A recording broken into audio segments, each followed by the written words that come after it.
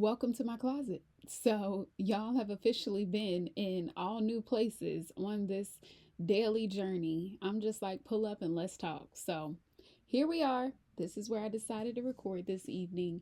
And today I want to talk about being more salesy. I have a charge, I have a hill that I want to die on, and it is be more salesy in a world where people are saying, ah, I can't stand cold pitching, and why every time it has to be led to your offer, and why can't people just help out of the goodness of their heart, and all people telling everyone that they shouldn't be selling, whether they're saying it directly or indirectly by complaining about people making offers, right? I have a take on it. And I think that as a business owner, we need to be more salesy. Like, that's just it.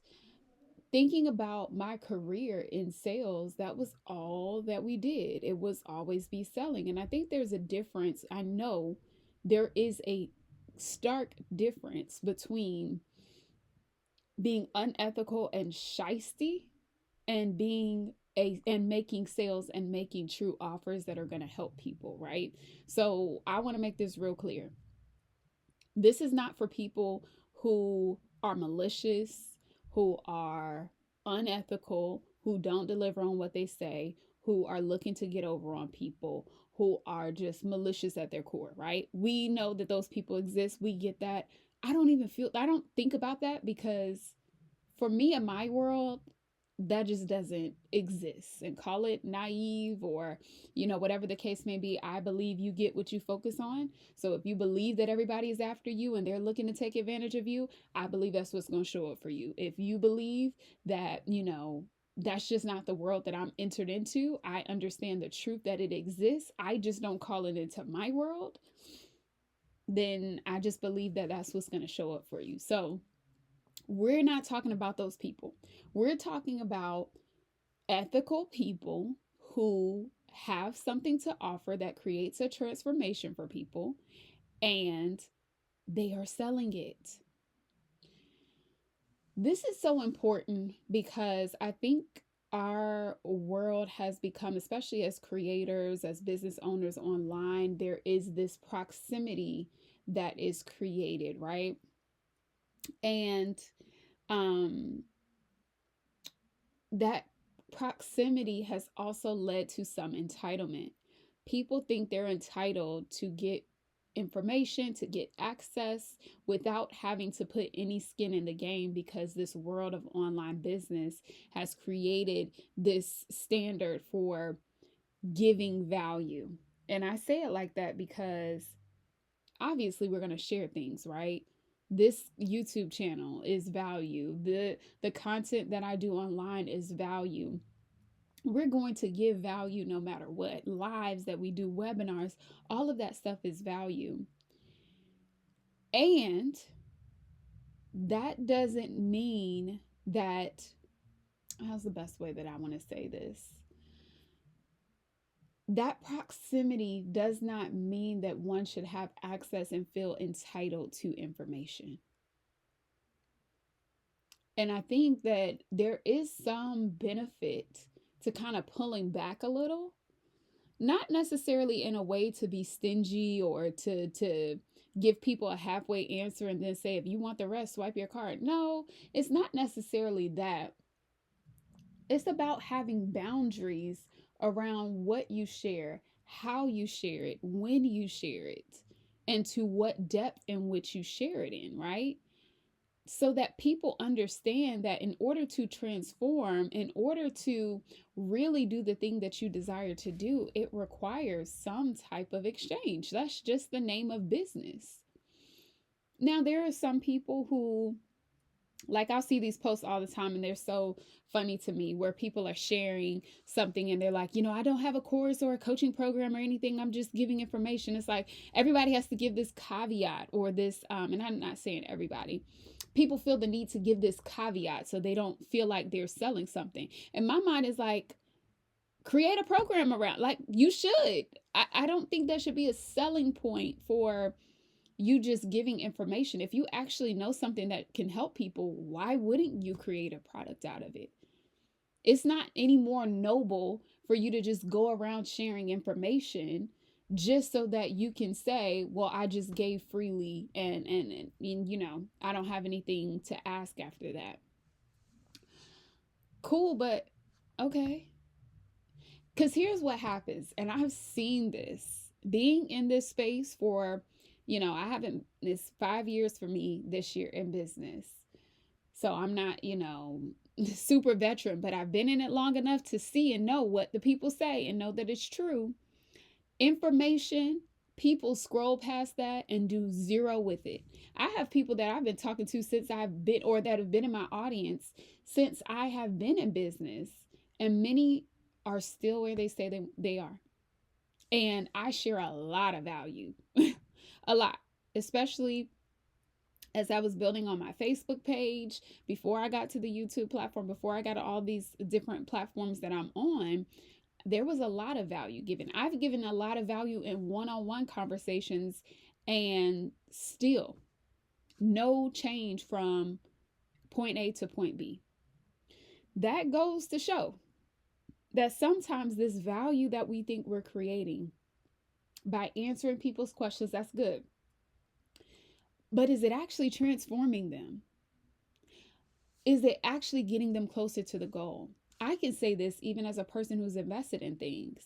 There would be, I probably, if I didn't invest in myself, meaning not just to get the information, but putting the skin in the game to have to stick a thing out and have to see it through and have to be committed to it because my treasure is invested in it, I probably would not still be here. I probably wouldn't have had the boldness to answer the call to leave my 9 to 5,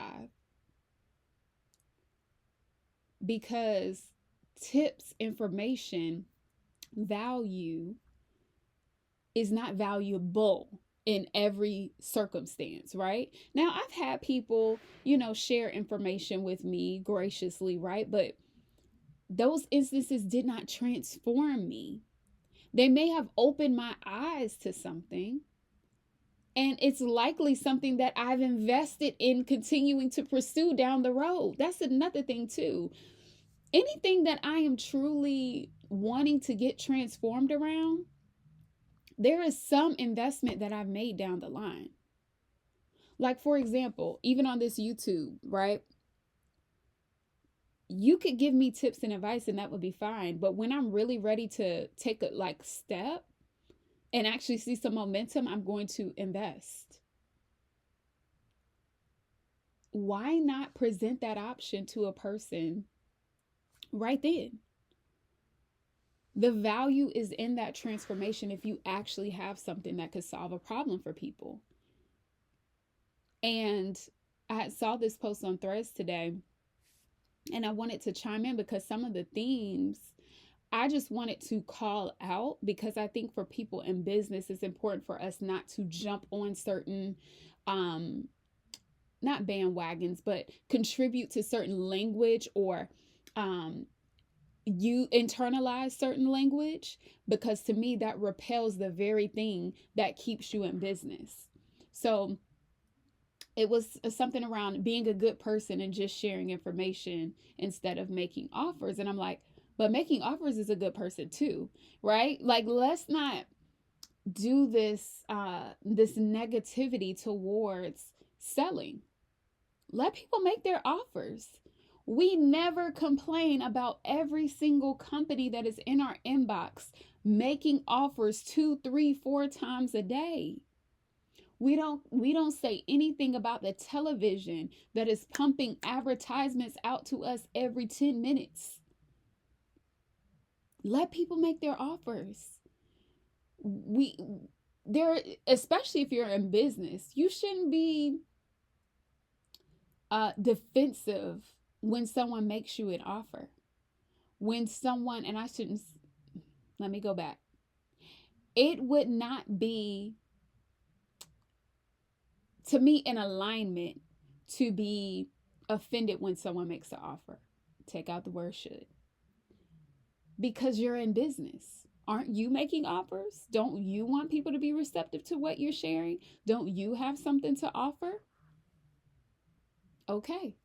So, how you receive, I believe, is how you project. What you think about a thing, whether you're saying it unconsciously or whether you're saying it consciously or unconsciously agreeing with themes like that, you're saying that it's not okay for you to make offers. Sell. Sell and keep selling. People can say no. Nobody's twisting, your arm to make you get into a thing, right? If, for example, I have some free gifts and things that I share, but I'm like, if you really wanted to do this for real, obviously it would be to your benefit to invest. And here's another story that I just thought about in relation to this. Someone that I follow had told this story a while ago that she was giving, consistent value. I think it was her and another person, if I have this story correct.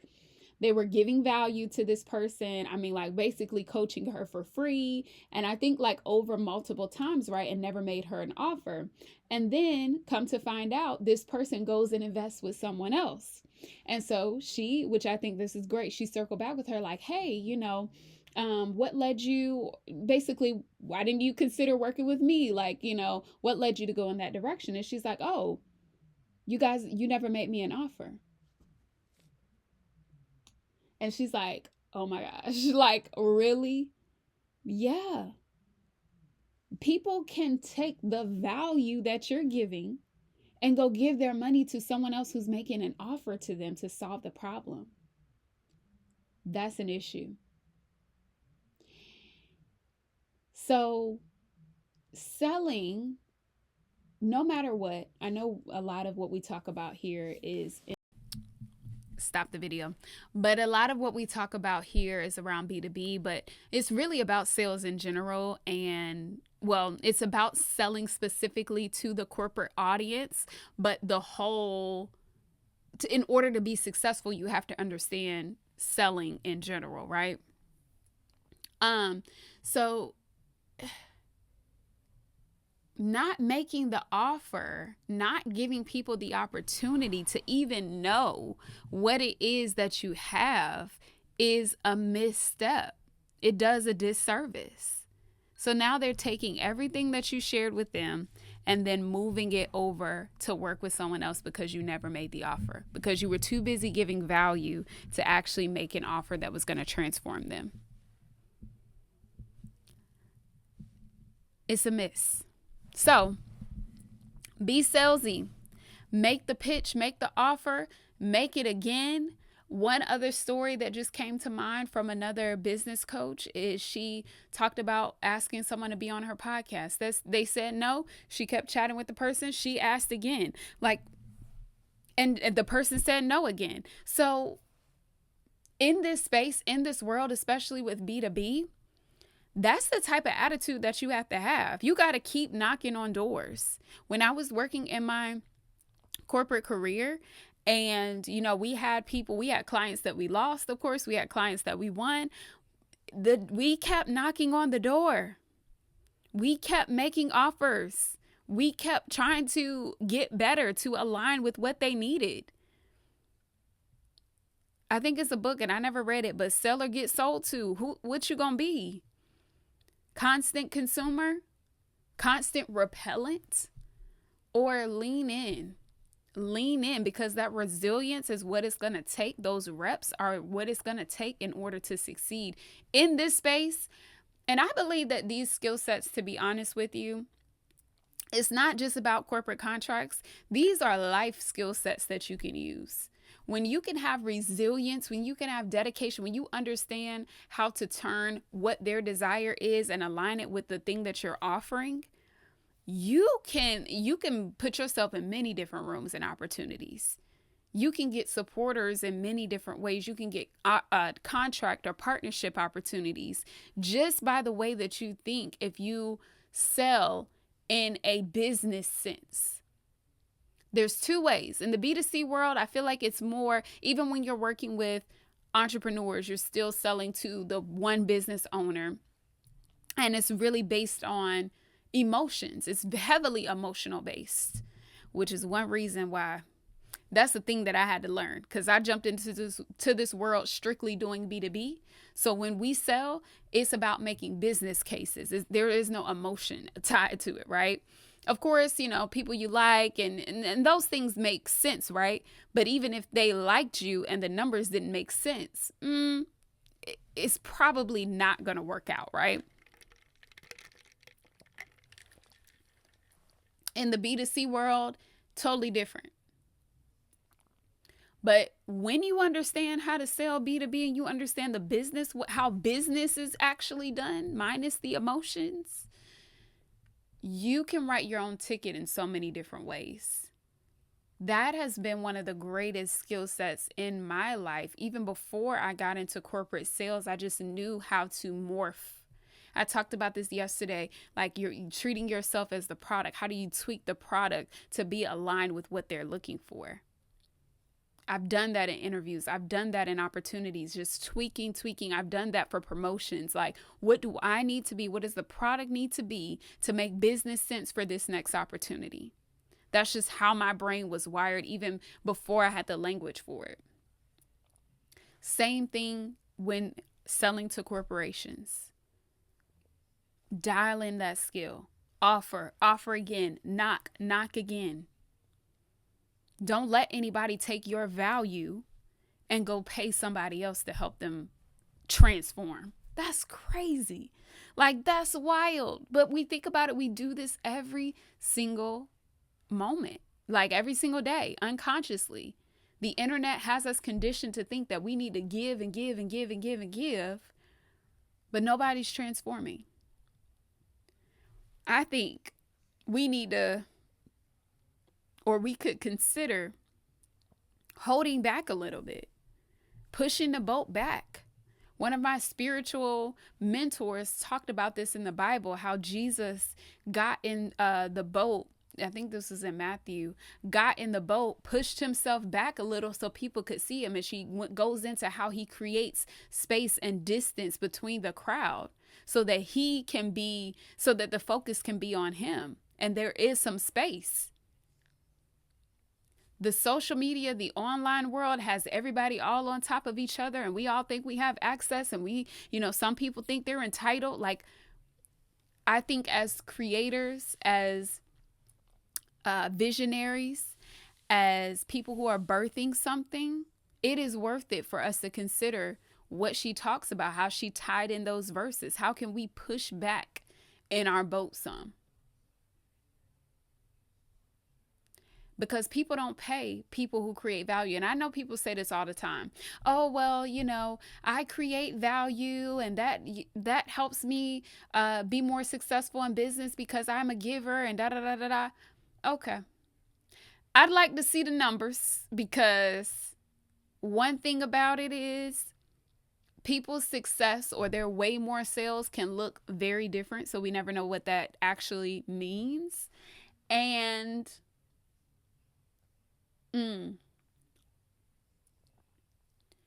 people are paid to give. People are paid to give.